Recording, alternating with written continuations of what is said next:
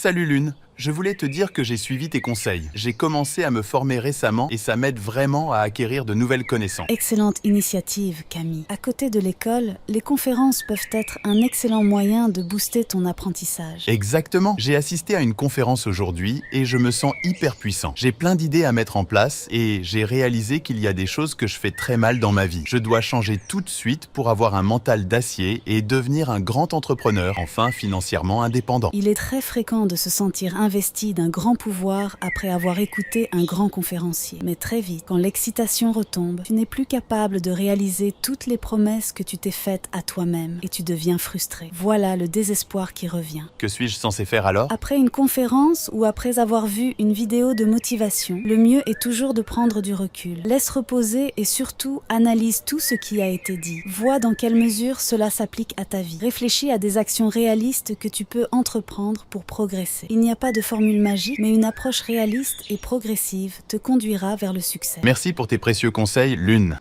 Face à un orateur, que ce soit lors d'une conférence ou en visionnant une vidéo inspirante, le piège est souvent de se laisser emporter par un sentiment de superpuissance, persuadé que l'on est capable de tout réaliser et de propulser son projet au sommet. Des idées fusent dans notre esprit, la motivation est à son comble. Mais malheureusement, après 2 à 3 jours, tout s'essouffle. On oublie les résolutions prises et on reprend le cours habituel de notre vie, ressentant un malaise dû à l'inaccompli des promesses faites à soi-même.